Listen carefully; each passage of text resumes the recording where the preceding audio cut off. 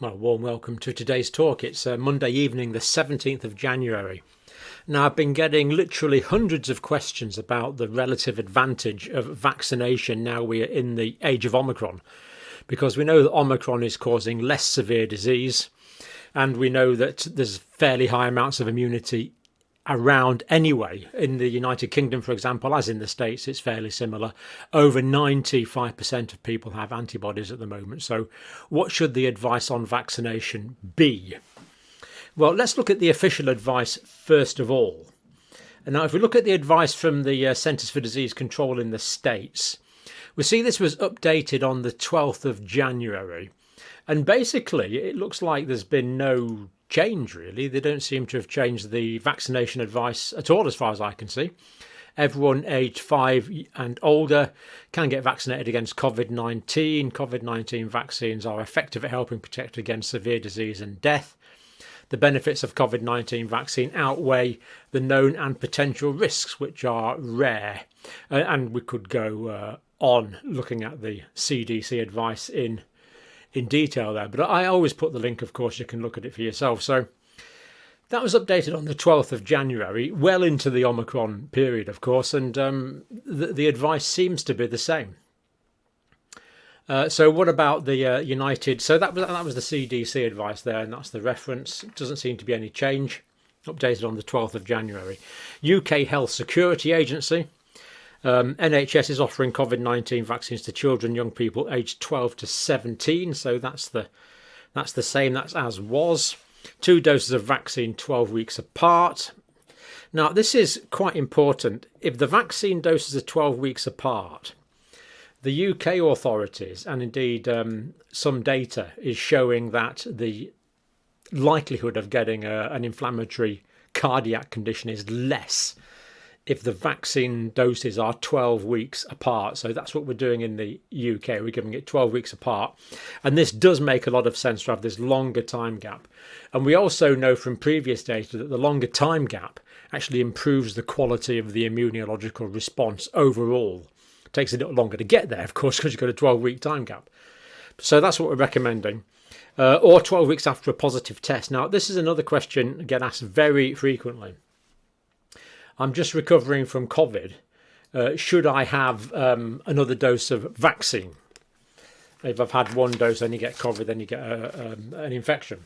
Well, the answer there is no. You should wait 3 months, at least 3 months, if you've had an active diagnosis of COVID, according to the UK Health Security Agency.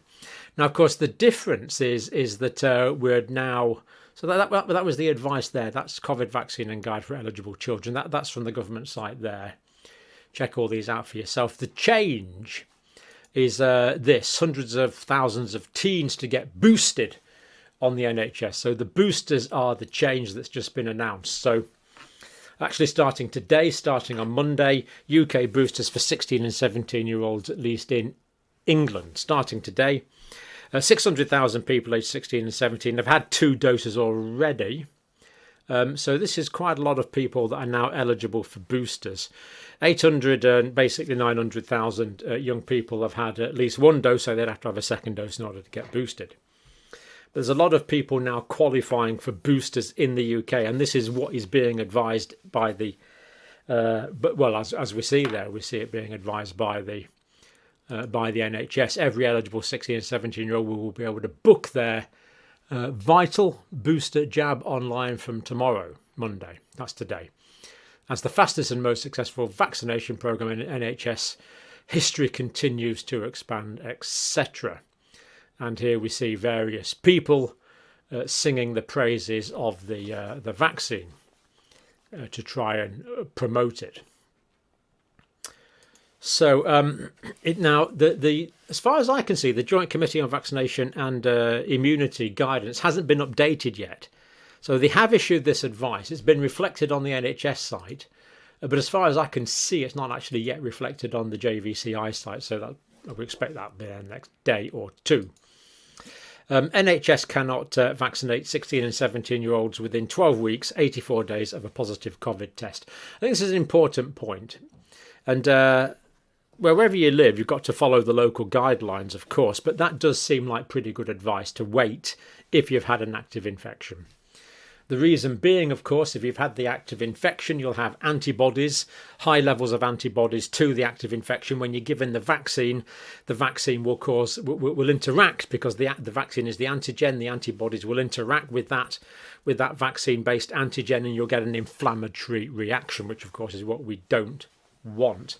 So they're saying wait at least 3 months. Some people might prefer to wait for longer than that, but that's what the official advice is, so that's what we are reporting here. Reduce further, very small risk of myocarditis under 18. So they're saying the risk is very small of myocarditis under the age of 18, but that will reduce it further. Now, if you know anything about this channel, you know we don't like things like very small or not very much. So we want to try and quantify that a bit. Now, a good way to do that is look at the British Heart Foundation, which collects a lot of heart research. Oh, by the way, the UK is giving Pfizer rather than Moderna, because there's some intimations that Moderna can cause more inflammatory problems in younger people at least. So that's the policy in the UK. Now, this is the British Heart Foundation. That should be red, of course, but my printer's black and white. Can the Covid vaccine cause myocarditis is the first question. In most cases of myocarditis, heart function returns to normal. So I think the answer to that is, can COVID-19 vaccines cause myocarditis? The answer to that is yes. They just don't quite say that in those terms. Cases, while still very rare, are slightly less rare in children and young people. In other words, cases, while still very rare, are more common in children and young people compared to older adults. So it just I don't mean to be sort of cynical here, but you know, when things are put always in the positive, it just puts me in sort of, I just feel I should state the negative as well, because it's there. It seems to be written in a way which is very pro-government guidelines. Having said that, the British Foundation is not a government organisation. It's an independent charity, and it does a lot of really, really good heart research and publishes excellent materials. Cases, while still very rare, slightly less rare in children and young people. So in other words, they're more common in younger people.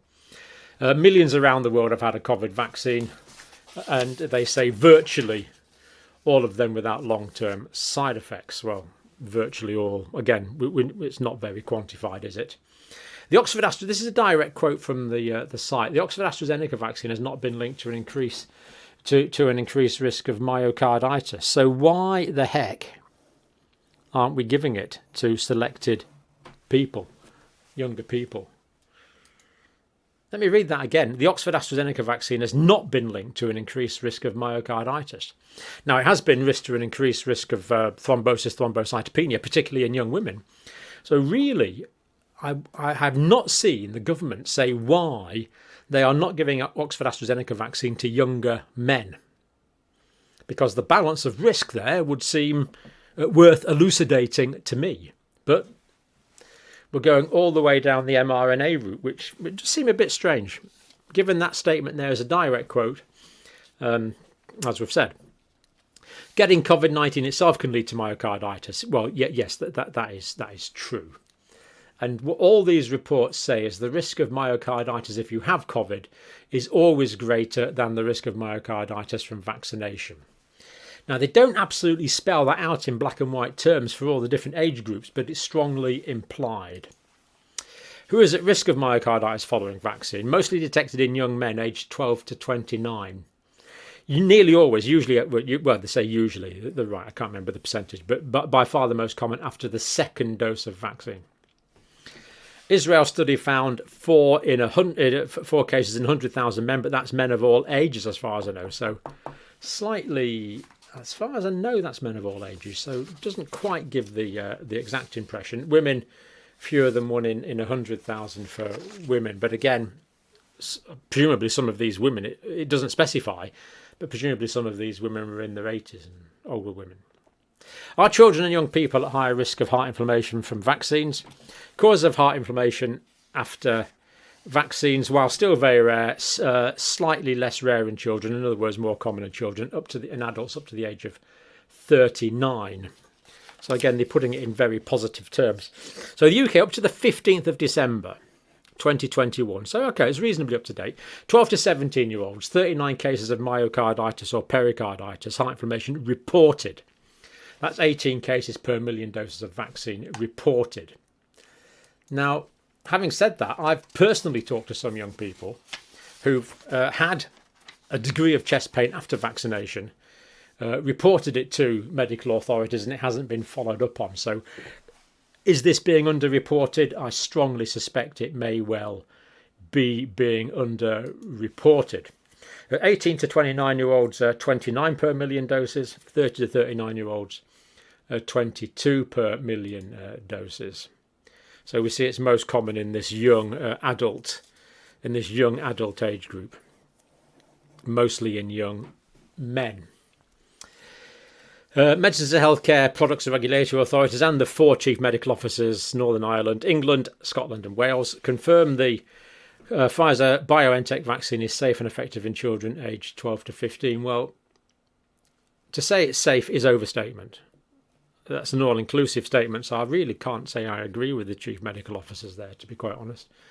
To say it's safe when we've just already said there's an element of risk does seem to be contradictory. Almost always safe or something like that, yeah. But safe means completely safe, and no medicine is completely safe.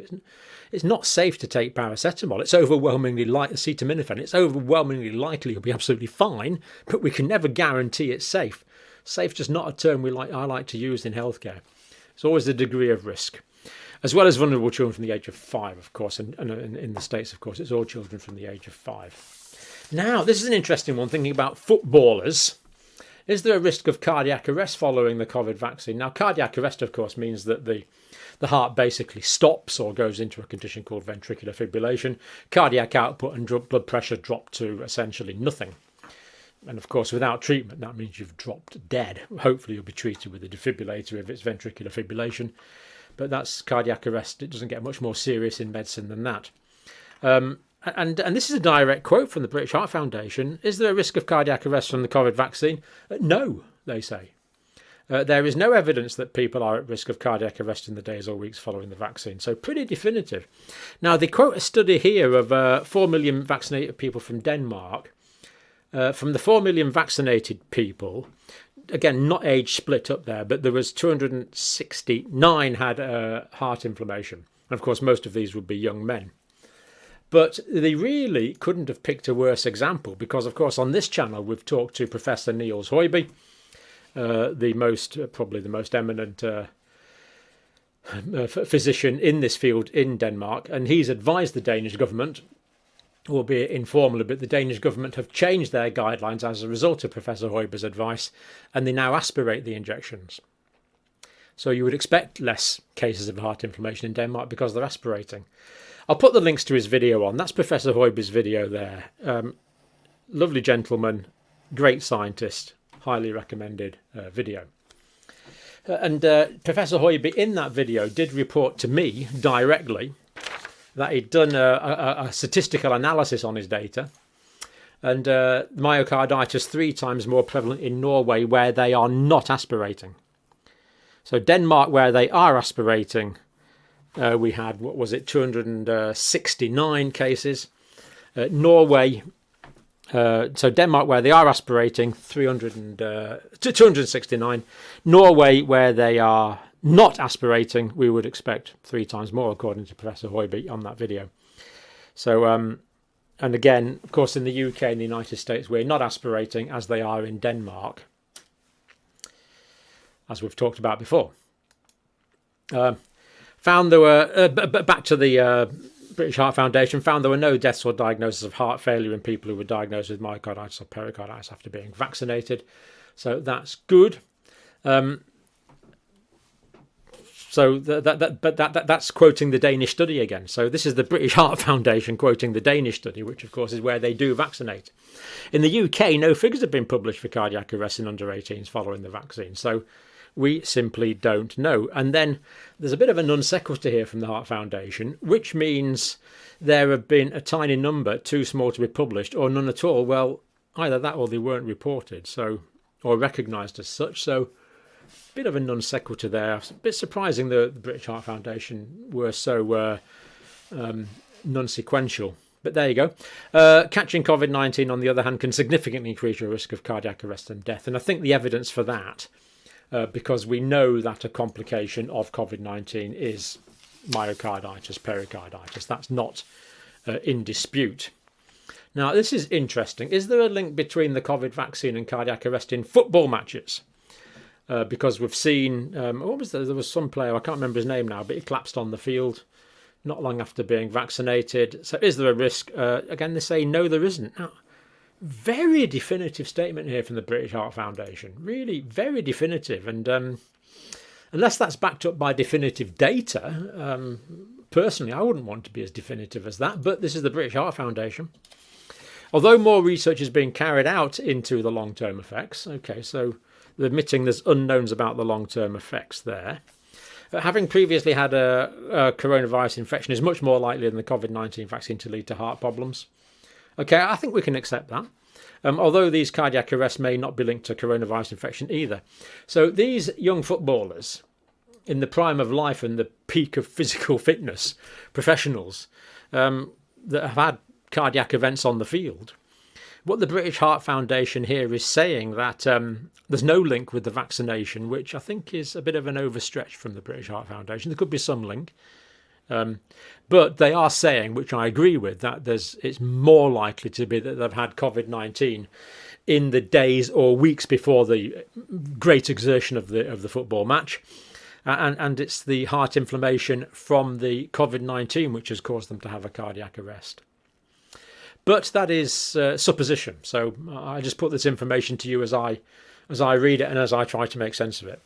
It's also worth noting that COVID-19 is more likely to cause myocarditis than the vaccine is. And I think we can accept that. So it would appear reasonable to infer that most of these cardiac arrests in elite sports people could well have been as a result of previous recent infection with COVID-19. But some still could be the vaccine, and quite how we differentiate between those, I really don't know. So I'm not sure we can be, I wouldn't want to be as definitive as the British Heart Foundation is being. Now, this is important. How would I know if I've had it?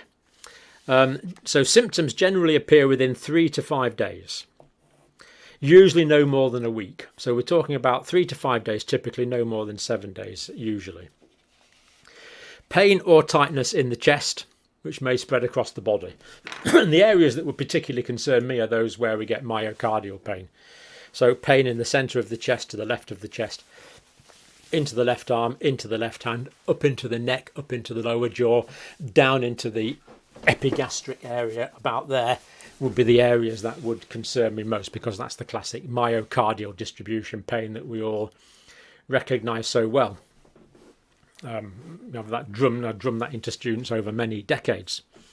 So pain or tightness, pain in the neck that may spread across the shoulder or arms, good. So again, myocardial distribution, we agree completely. Shortness of breath when walking or doing gentle exercise. Now again, I've had several young people, and it's not evidence, it's just anecdotal, report to me that they have been short of breath. Sometimes for 2 or 3 weeks after the vaccine.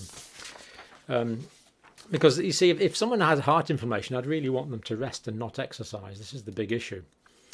Difficulty breathing when at rest or feeling lightheaded. Lightheaded could be low blood pressure or lack of oxygen, so we agree with that. Palpitations is being aware of the heartbeat, which could mean that the heart is beating irregularly or feeling like you need to be sick. So any of those after vaccine, 3 to 5 days, or in the first week, certainly. Of course, any time you want to, report that immediately to your doctor. And certainly on an accident and emergency department, anyone who comes in with chest pain, we would do an ECG, or that's an EKG in the States. It's exactly the same investigation, just with a slightly different description. Can vaccines cause change to the heartbeat? Well, you get a bit of a fast heart rate after the vaccine anyway. And that's not surprising, because the body's mounting an immunological reaction.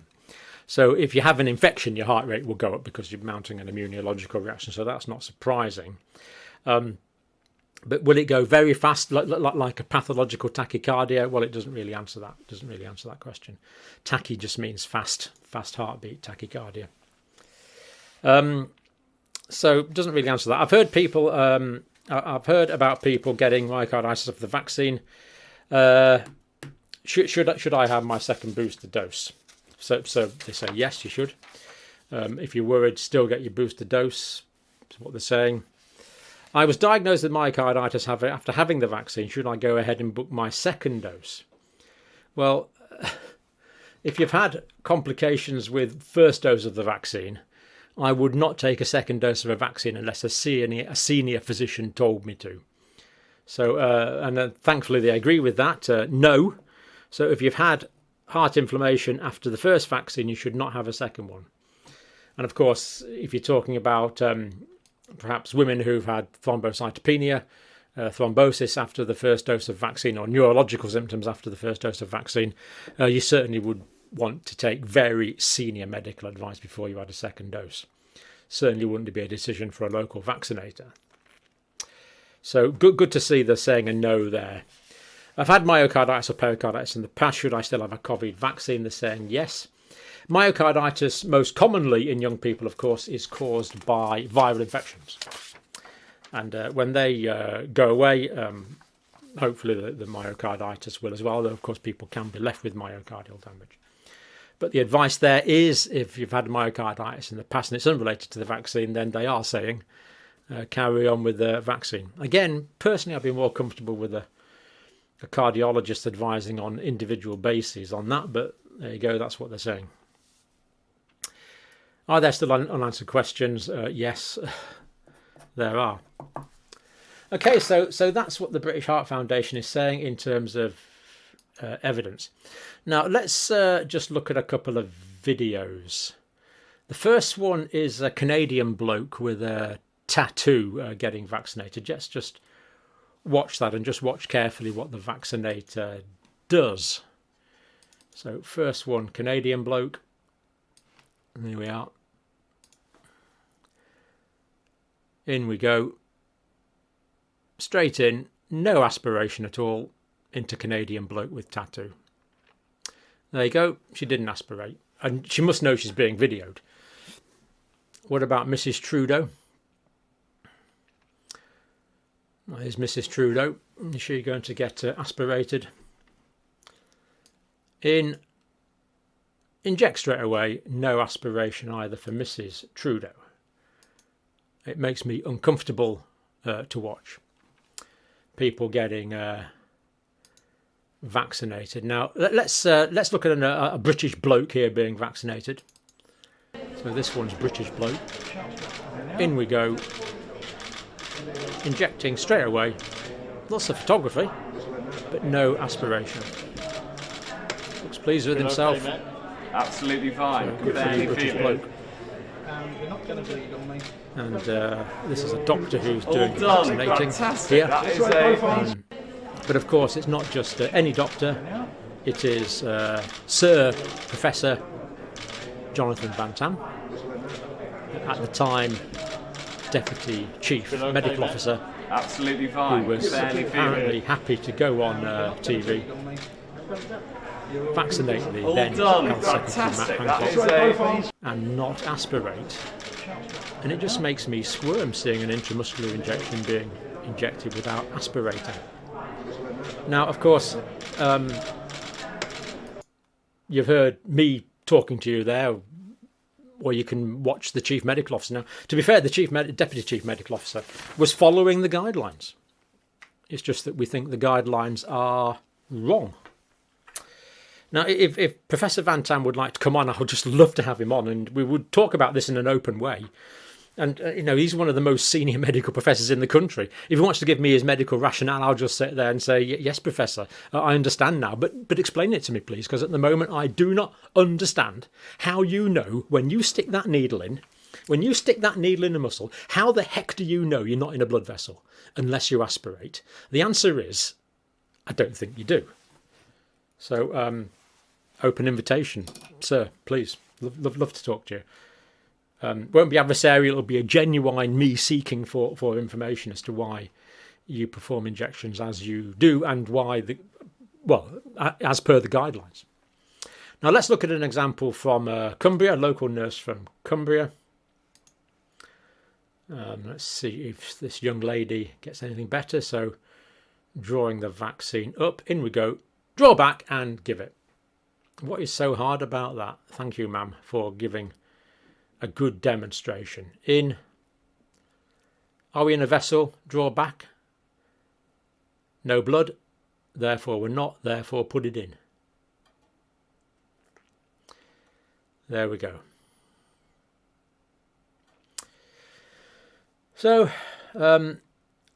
do watch the video with Professor Niels Høiby. Myocarditis, 3 times more common in Norway, where they do not aspirate, compared to Denmark, where they do aspirate. So that's the advice. So there's no question that the risk-benefit analysis has changed now in the light of Omicron, because we know Omicron is intrinsically less pathogenic and we know there's an awful lot of immunity around. But we learn now that the UK government and the US government haven't changed their guidelines. In fact, the UK government have extended their vaccination guidelines to recommend boosters for 16 and 17-year-olds in England. And I hope the information I've given you here makes you able to make a more informed decision.